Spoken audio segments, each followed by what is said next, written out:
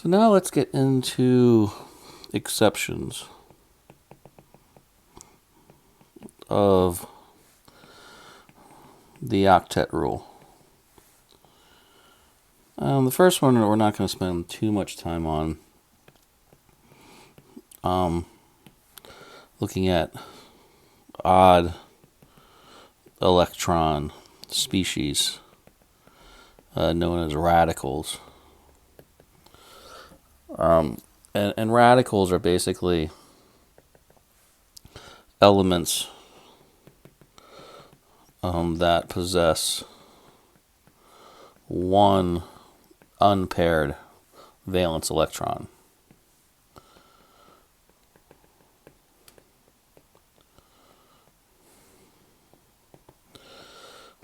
This tends to be, way confusing, for students at this, stage of the game.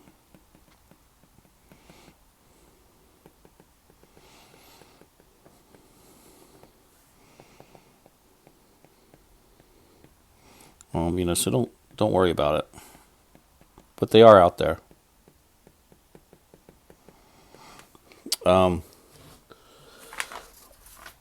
Two would be looking at, incomplete octets.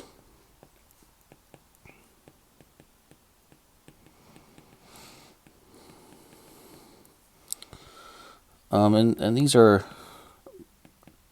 just elements that don't reach, or really that, cannot reach a set of 8 electrons. As an example of this, would be hydrogen.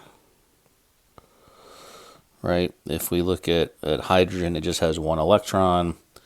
And, if we were putting together, H2,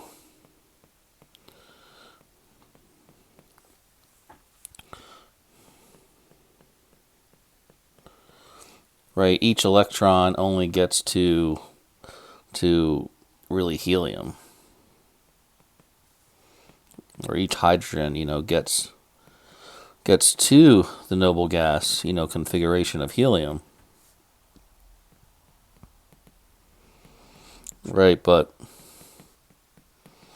we only have 2 electrons in that set. So that's one type of incomplete octet. It's not terrible. It's still doing what we've been talking about earlier, which is sharing its unpaired valence electrons.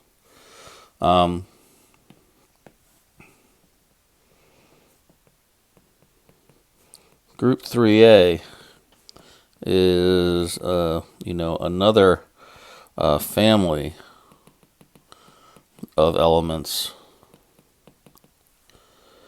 that does not reach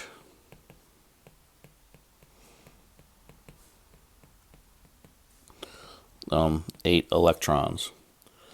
So as, an example of that, we could look at boron. Boron has its 3 valence electrons, and if we were to put together a molecule such as borane or BH3, we would have those 3 hydrogens pairing up with the 3 unpaired electrons on the boron, and we would generate our structure for borane to look like this. Boron has only 6 electrons about it. That's just because it runs out of electrons.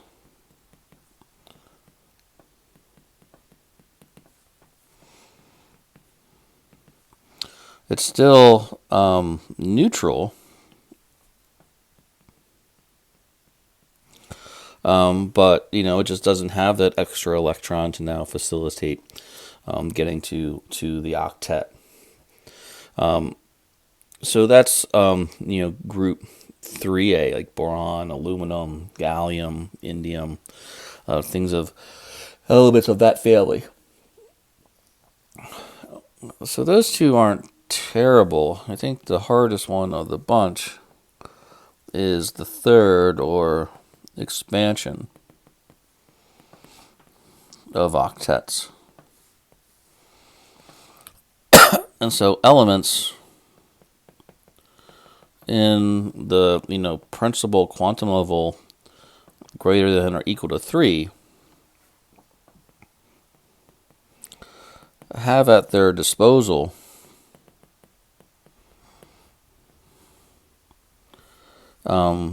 empty d orbitals,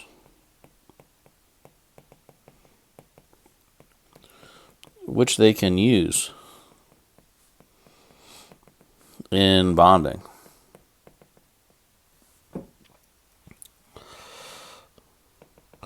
So, we find elements, possess, the ability to share more than 8 electrons, so long as we're in that realm of n, that we're in that n is greater than or equal to 3. So if we look at nitrogen, oxygen, and fluorine, we can put carbon in there too.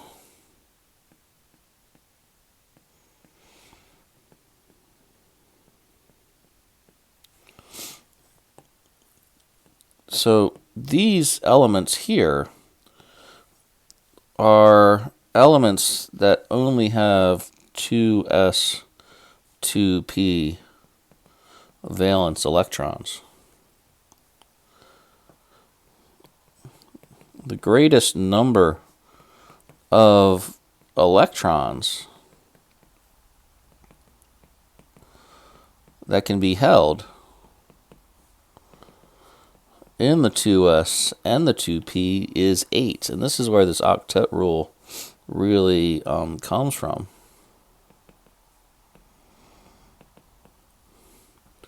So when we're looking at carbon and nitrogen, oxygen, fluorine, these elements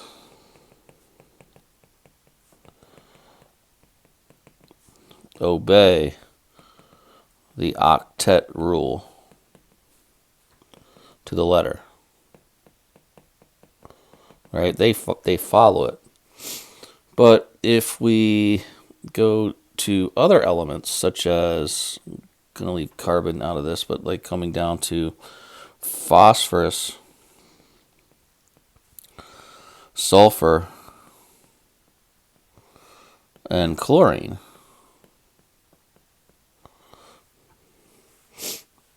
these actually can house more electrons.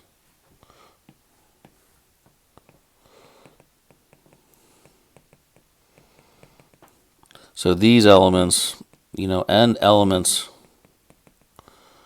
in their family below,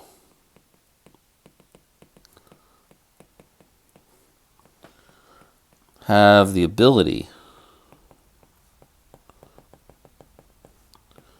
to break up lone pairs of electrons and use them in bonding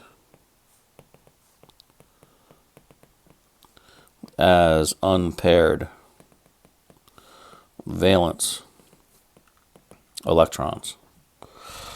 So they have the ability to do a couple different scenarios. For instance, if we look at phosphorus can look like this, where we're making 3 bonds because of the 3 unpaired valence electrons. But phosphorus can also look like this, where now it can actually make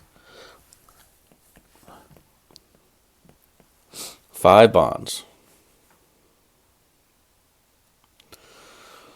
And if we go down the rest of the periodic table under phosphorus, like arsenic, etc., like they do the same thing. If we go to sulfur, sulfur can be, very much like oxygen and make 2 bonds. But sulfur can also expand, and that's what this called here, this expansion from, the set that we start with to now, using d orbitals to now split up all the electrons. So we get an expansion that occurs with a sulfur.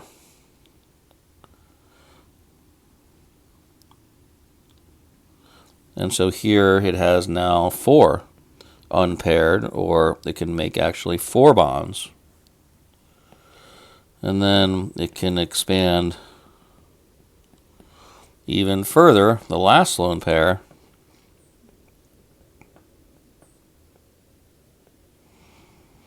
And now they're all unpaired, and now it can make a total of 6 bonds.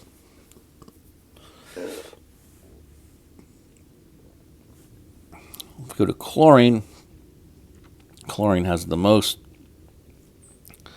ability to change and expand, going from 1 bond, all right, they can expand 1 lone pair to now have 3 unpaired, as well as 2 still paired up, so it can make 3 bonds.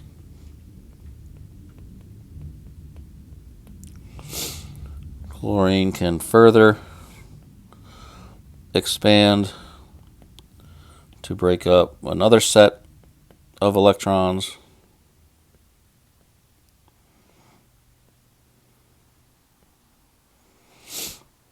And so now it can make 5 bonds. And then we can do a last expansion, breaking up the last lone pair left to us, and now we can make a total of 7 bonds. All the lone pairs are split up. Sorry, I got one more in there than I need. And so that would be 7 bonds.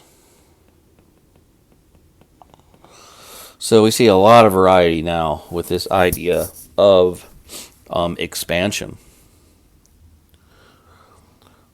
So if we, maybe summarize this with, the periodic table might help.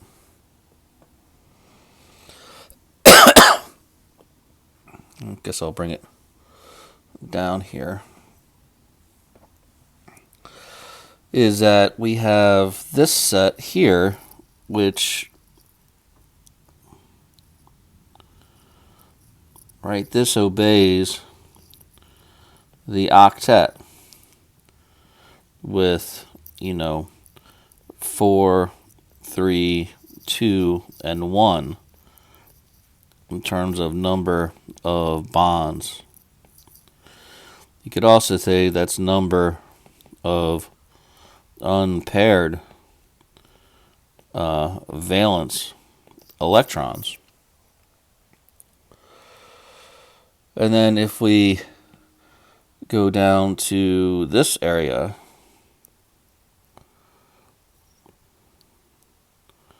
we find that these can actually do, different things. These can actually now expand.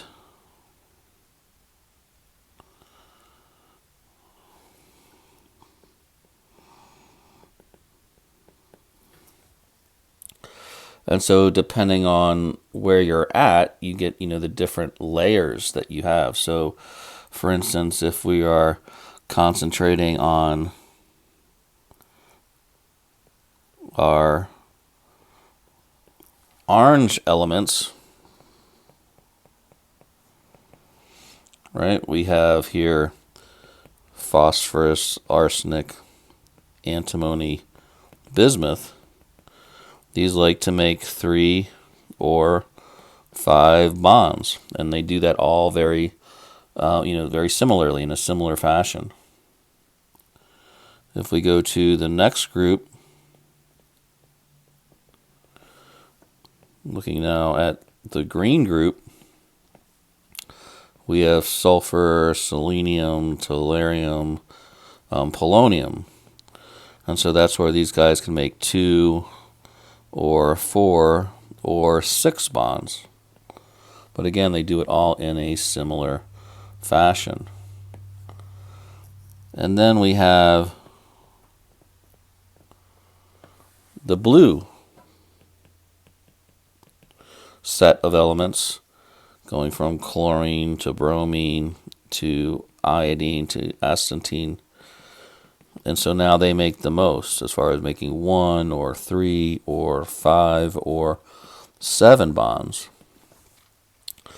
But notice that they do it, in terms of the family. The family does the whole thing. So the first series of elements, while they only can use an octet because all they have is 2s and 2p, right? Our pink block can expand because we have s, p, and d orbitals to actually play with. And so that's why we can actually facilitate even a greater extent of bonding. Let's do an example of this.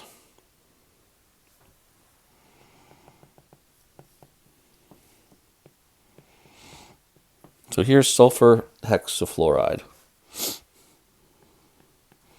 If we look at our sulfur atom, we have our 6 valence electrons, and we have 6 fluorine atoms that all looks like this. We know that this fluorine must be terminal. So that means that the sulfur must bond or must make bonds, specifically single bonds,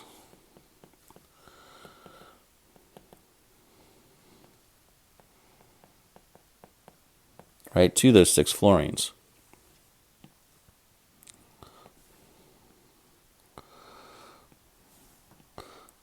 If sulfur expands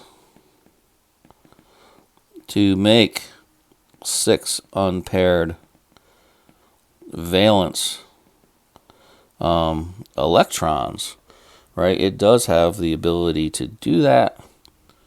And so that's how the sulfur can accommodate those 6 fluorines. So we end up with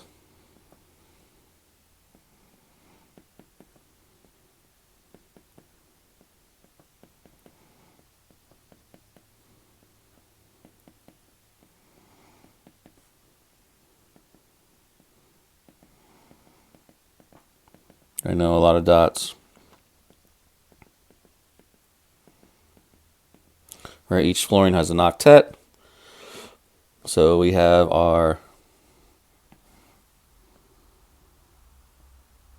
fluorine atoms all in that octet motif.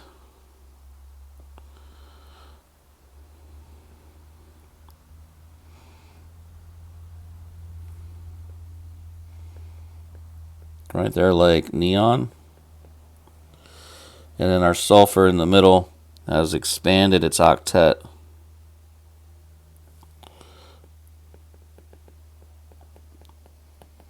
Right, expand it to 12 electrons. as a result of that ability of sulfur to do that with its S and its P and its D. So we end up with a structure for the hexafluoride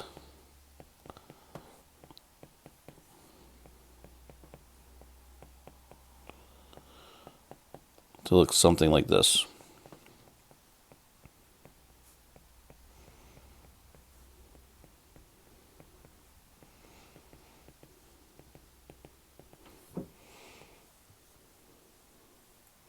And so again, that's because of that expansion that the sulfur can actually do. As another example, we could look at phosphorus pentachloride. Kind of the same idea with our phosphorus. It's 5 electrons. We have 5 fluorines.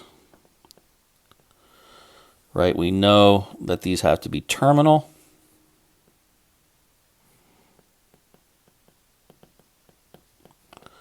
All right, so the phosphorus needs to make 5 phosphorus fluorine bonds.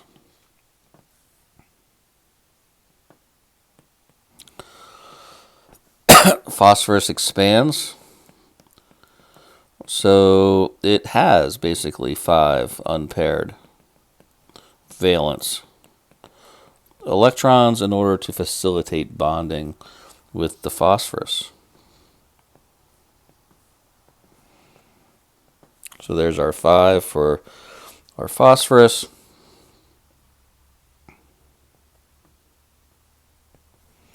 And so if we now bond up our fluorines, each one sharing one of its lone pairs, one of its unpaired valence electrons with the phosphorus, we end up with our 5 single bonds about the phosphorus.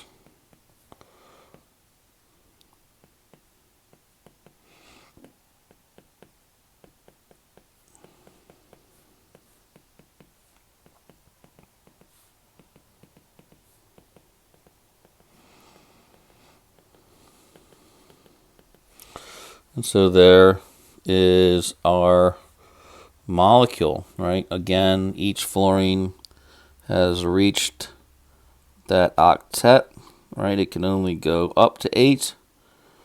And so fluorine being like neon, and then notice our phosphorus has expanded to 10.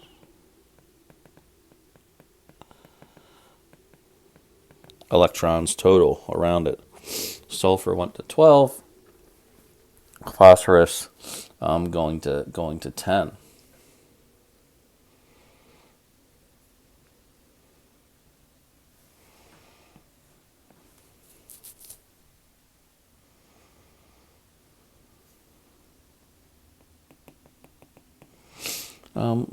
Do maybe one more example. Let's look at selenium chloride. Let's make it, selenium tetra chloride. And so here we have our selenium atom, and we have 4 of our chlorines. So we find that here is our most electropositive. All right, and this should be in the middle. While we have our more electronegative off to the right with the chlorine.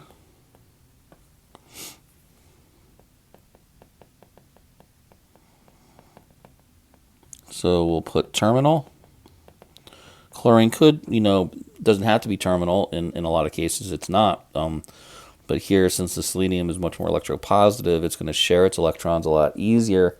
And that's why we need to put that into the middle. So that means that selenium needs to make, 4 selenium chlorine bonds. So that's why we will expand.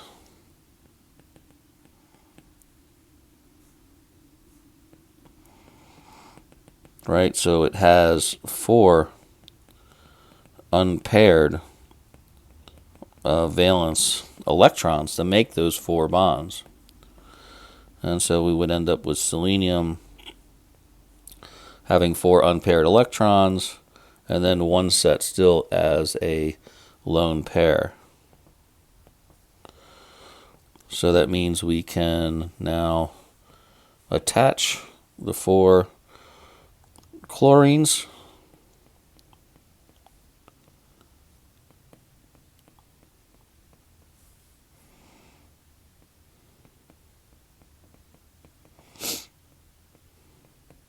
which I've done here, and we still have that lone pair on the selenium. And if we look, we find that the chlorines in this case are following the octet rule, even though they have the ability to expand. Right? Sometimes they do what we predict them to do in terms of noble gas configuration. In this case, argon. And the selenium has expanded to using 10, or having 10 electrons.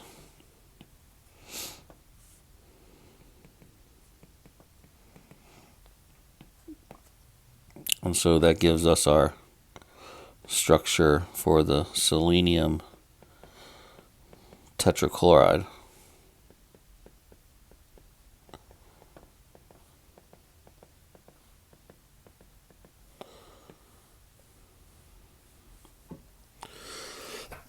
So that's how these elements can now facilitate even greater bonding, which is looking at this notion of expansion of octets.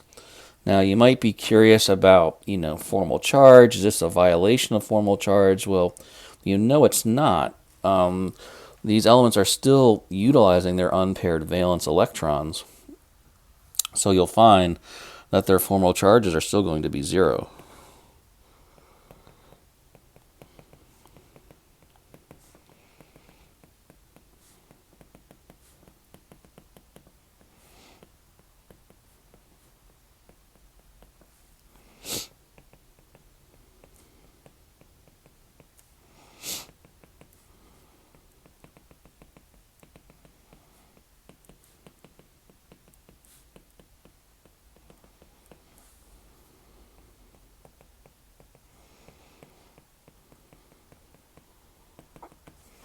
So let's just go back to the examples that we just did. All right, we did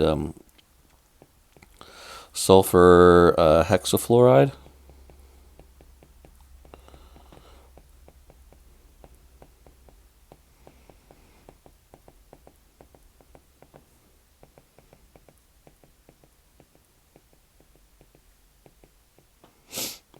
We did phosphorus pentachloride.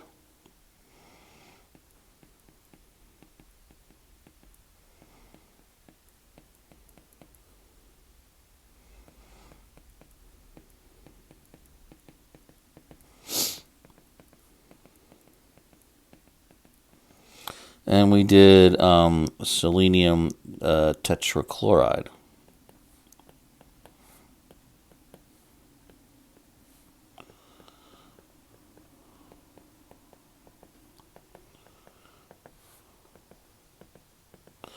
So if we just look at the central element here, the other elements, fluorine and chlorine here, just, using that one unpaired valence electron, so they're definitely 0.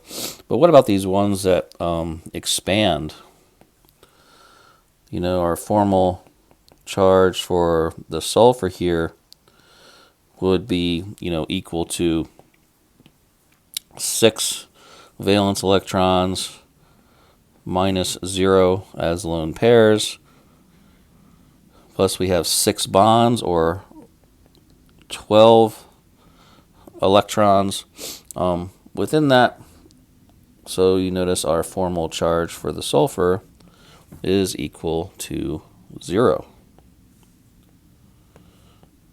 And we're going to find the same is going to happen for these other examples as well, where we have 5 valence electrons, we have 10 electrons in bonds,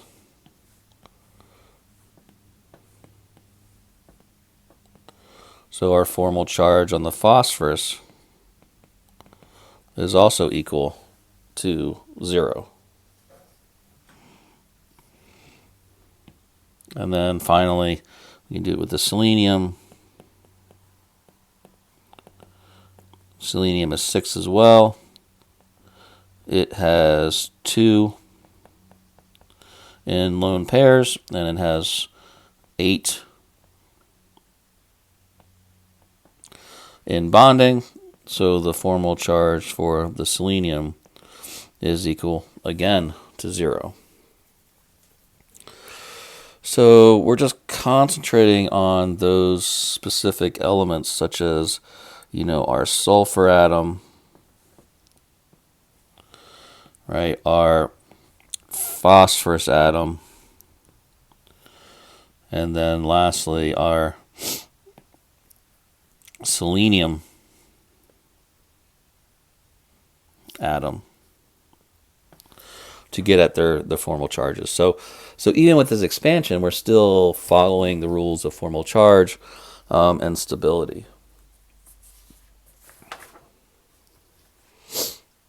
And we'll continue to reinforce this idea of expansion of octets once we get into some more geometric concerns. Right now, things still pretty flat, still just trying to get our skeletal structures together. Now let's talk about resonance. And this is definitely a topic that is not the easiest for students to actually pick up. So resonance is a delocalization of electrons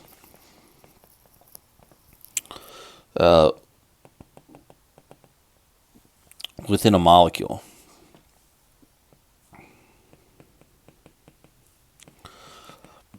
This delocalization results in greater stability for the molecule.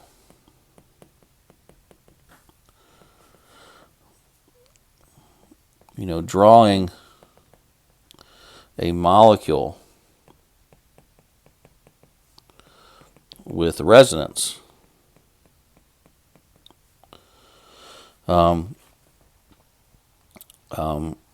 often defines the correct structure from the incorrect.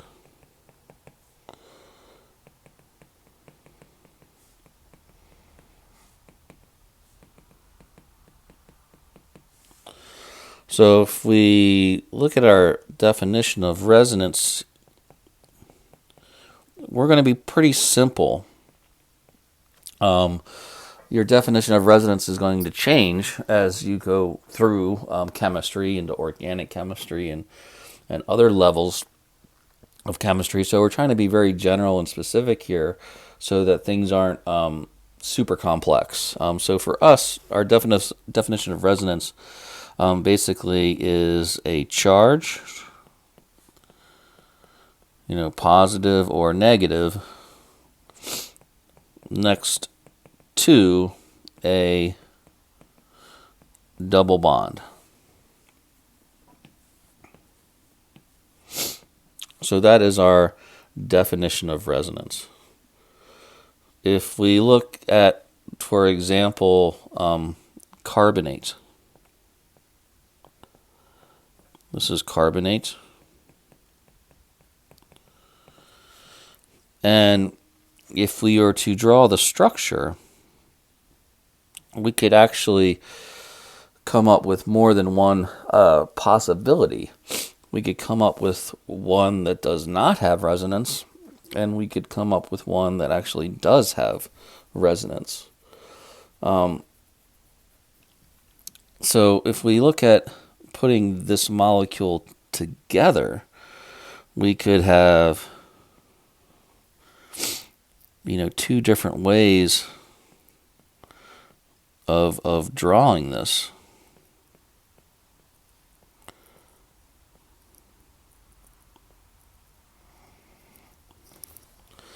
And in one case here, we have maybe something that looks like this, where, I put the carbon atom next to an oxygen atom, next to another oxygen atom.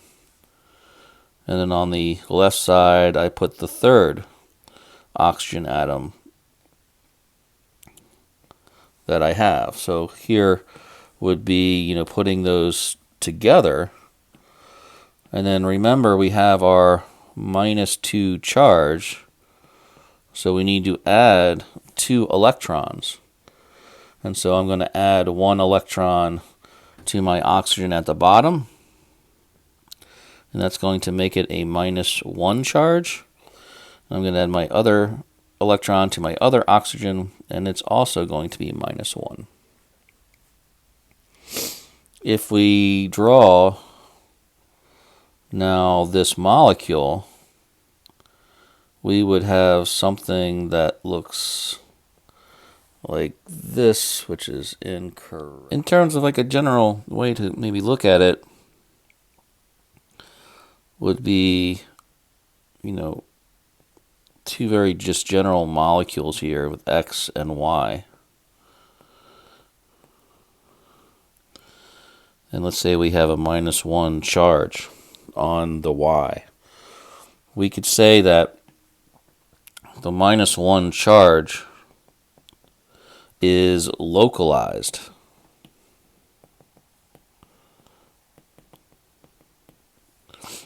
on, that element Y. Charge basically stays there. But we could have, something else in terms of like maybe a structure now that looks like this.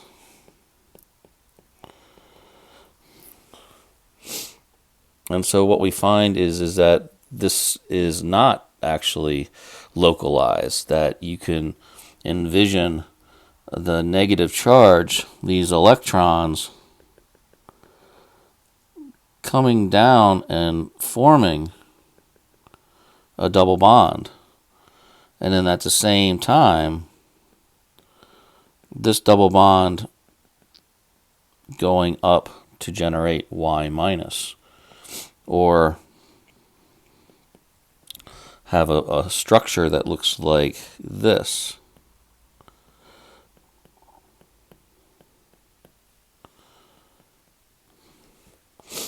And so notice here, now the -1 charge is delocalized.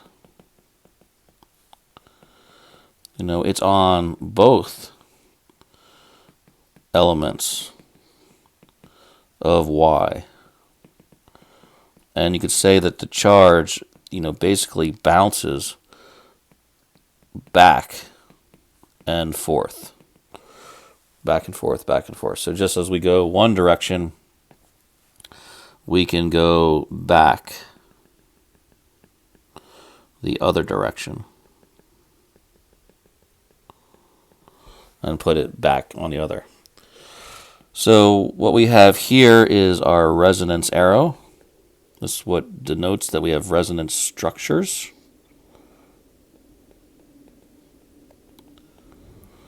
right? This two-headed arrow. And so our definition here is basically a charge next to a double bond. We should put in there, or triple bond is another possibility. We tend to see a lot more with double bonds in this particular class, but triple bond works as well.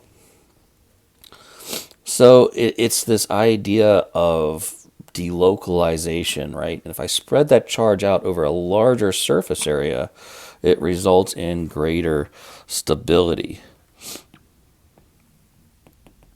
So the fact that the charge is spread out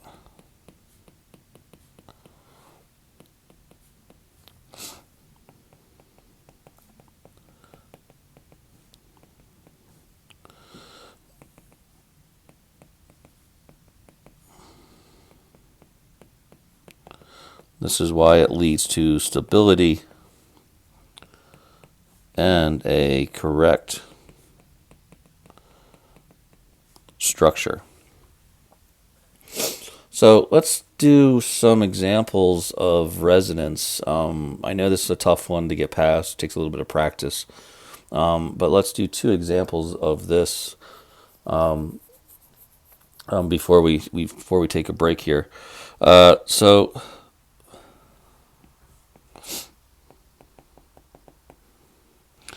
And what I'll do is try to explain some rules to try to help you get to one structure versus another. So here we have sulfate. If we look at each sulfur atom, is going to have its 6, and all the oxygens as well are going to have 6. So you could put this, pretty easily together. And what I like to do is also incorporate, the charge that we have. So, a better way to kind of think about this, let's maybe get rid of the 4 here. And let's write out each one of the electrons that we have for the oxygens.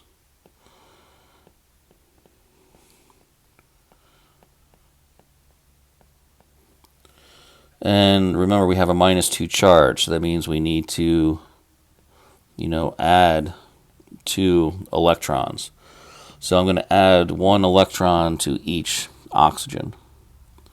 And that's going to generate that oxygen to be a -1 charge because I've given it an oxygen, or given it an electron. So we could put this structure actually pretty quickly together, but it would be an incorrect structure, meaning that I could look at maybe something that looks like this. Or just to put that sulfur in the middle,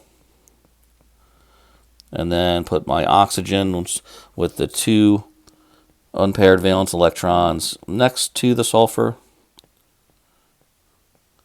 and then my oxygen with the charge on the actual terminal.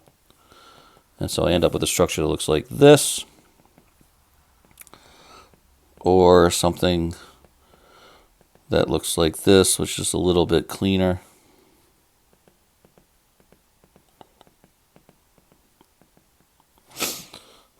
And what we would find is that this is incorrect.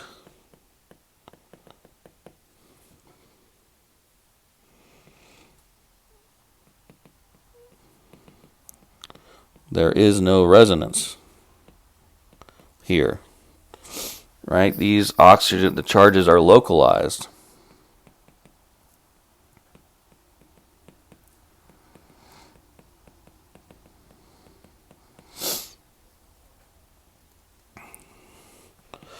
So, the method to use to always generate a structure with resonance is as follows. So the first step that you want to do is, write each element and its valence electrons.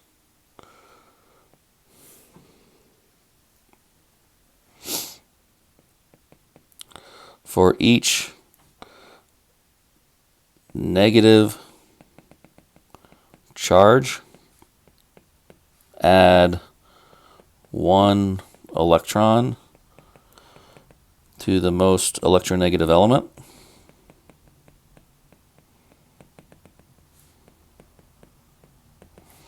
That's going to be oxygen for us. We do this one at a time till charge runs out. Oxygens that looks like this now make a double bond to our central element. Oxygens that have charge, we make a single bond to central. And the central element will, have the most unpaired valence electrons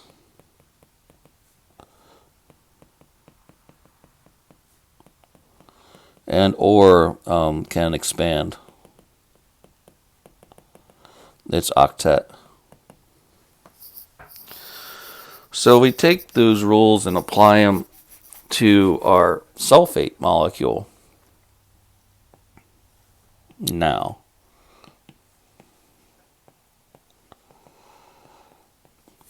we would have our sulfur as such. And the beginning is somewhat similar, right? We have our oxygens here.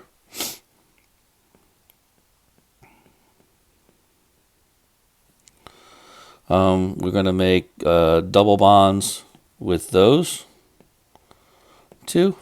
And then we have our other 2 oxygens where we gave it a -1 charge because of the lone pair. I'm sorry, because of the actual charge on the molecule.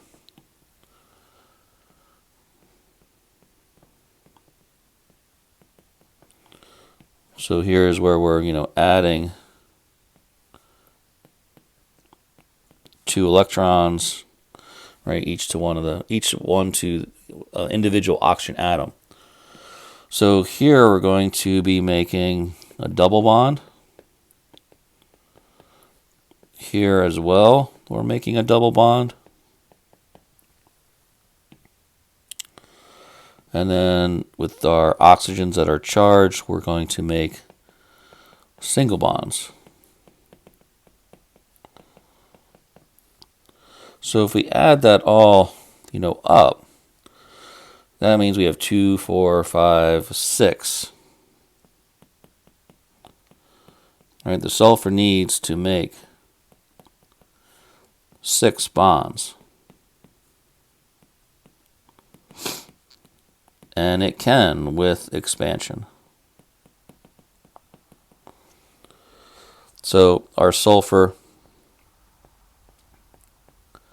with its 2 unpaired now is going to expand to now have everything unpaired. So it has its 6 valence electrons all unpaired, and now we're going to set up this bonding scenario that we have in the top right hand corner, making 2 double bonds to the sulfur with 2 of the oxygens, and then 2 single bonds with the charged oxygens on that sulfur.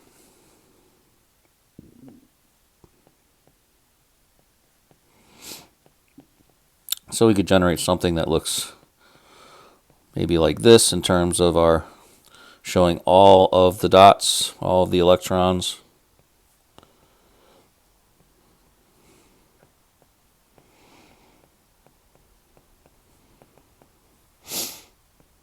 Or we have our structure, with our bonds now representing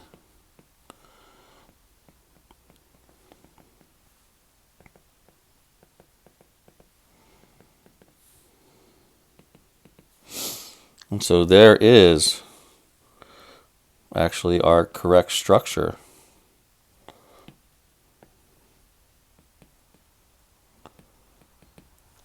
And it's correct because it has resonance.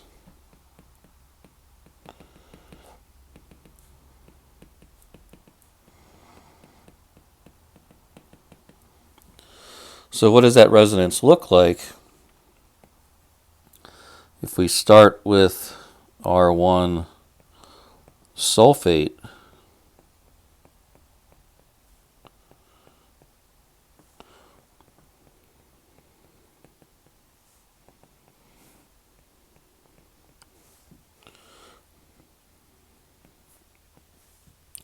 right, we're keeping the molecule static.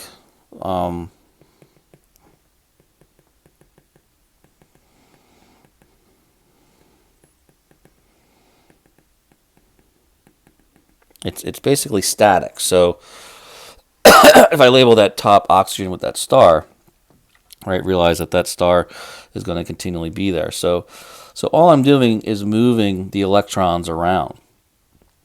So if we look at the right side of the molecule,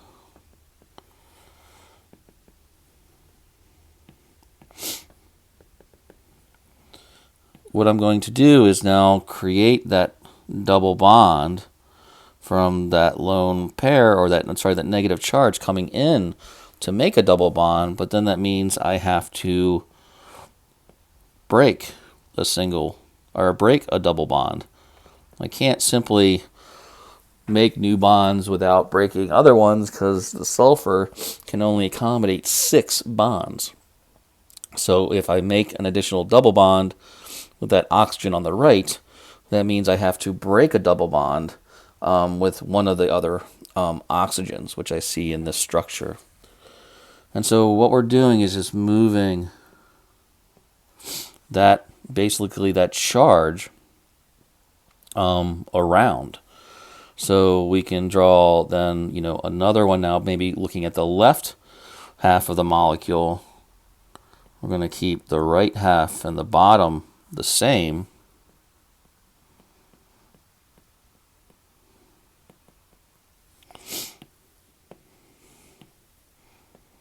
And so now we're going to have that charge come up to our oxygen at the top. And now we're going to have our double bond off to the left. Again, it looks like we just kind of turned the molecule, but we're not turning the molecule at all. We're actually moving the electrons around.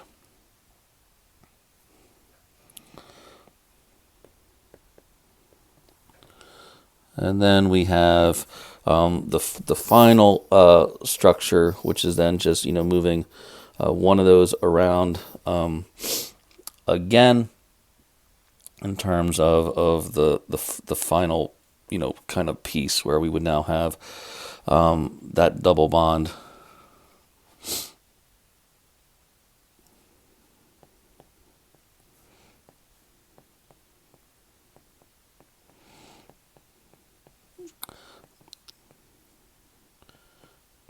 Now being on the top, then to the left.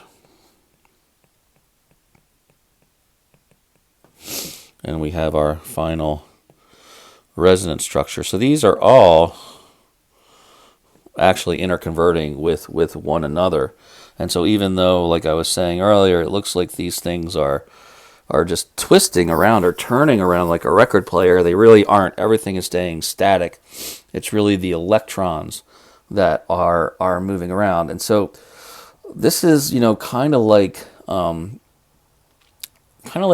motion pictures or animated pictures. Like, I don't know, when I was ever bored in class, I would, in the bottom hand corner of my notes, I would draw a little picture, and then in the next page I would draw another picture, and the next page another picture, etc., etc., etc. And then if I use my thumb to go through those corners of the pages really quick, I would have a moving picture, right? So, and that's the idea of movies and animation, right? That you draw one picture, then you draw the next picture, which is slightly different.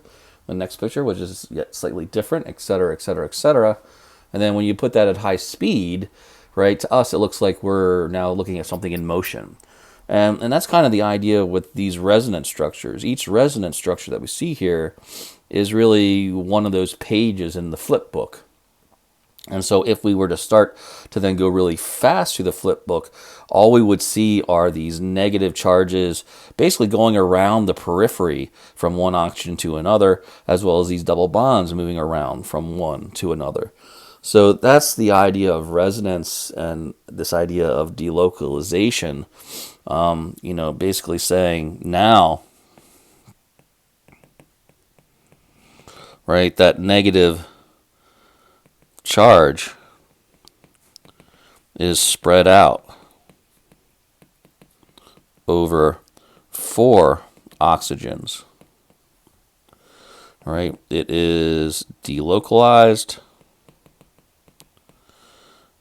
and very stable, which is why this structure is correct.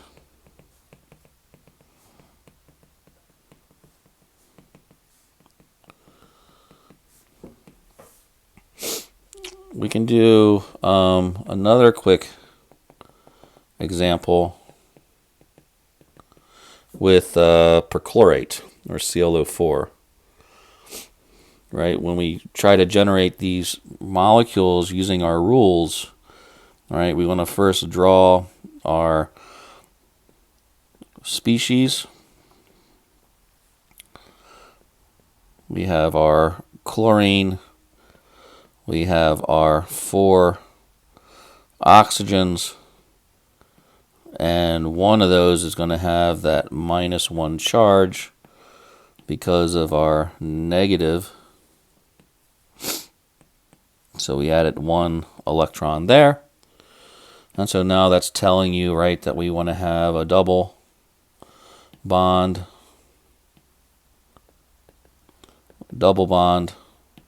really 3 of them, right? 3 double bonds here. And then a single. So that means chlorine needs to make, 7 bonds. And so it can after expansion. So if we take our chlorine elements and we expand, we now have the ability to make 7 bonds. We have no lone pairs. So we can now generate our structure where each oxygen is going to take and share 2 of its electrons to make our double bonds. And then the 1 oxygen, which has the negative charge, is going to have a single bond.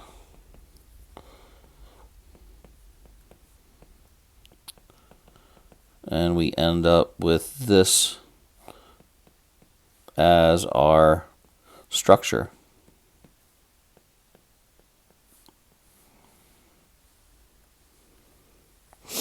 Perchlorate has resonance as well, where you're just moving that electron charge from one to the other.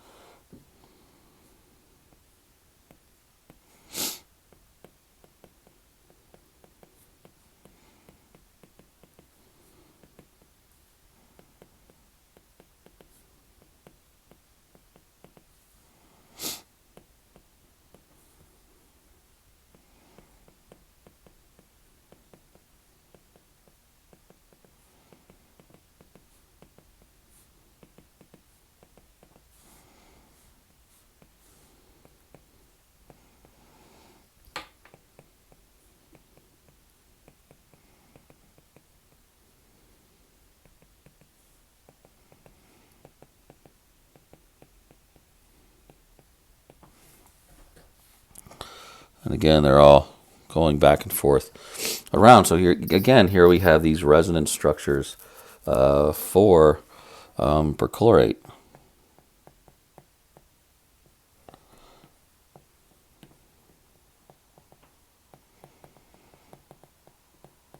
So we have the molecule, which is boxed, and that's a fine representation of the molecule. But then we could also represent these as resonance structures. And just some tips. The number of resonance structures is always equal to the number of oxygens.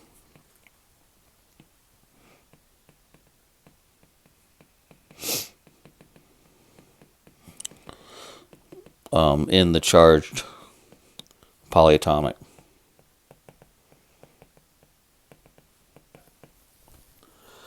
So that's the notion of resonance, and it gives us a reason why certain structures are actually incorrect and certain structures are.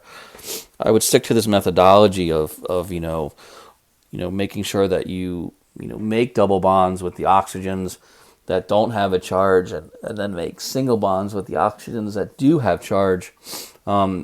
Putting those two together actually always sets the stage for now a resonance structure or a molecule that will have resonance. A lot of the polyatomics on that nomenclature sheet are molecules that have resonance. So that is a good place to go for extra practice, is looking at carbonate and phosphate, nitrate, these types of oxygen-carrying polyatomics, and be able to draw their structures as well as their resonance structures.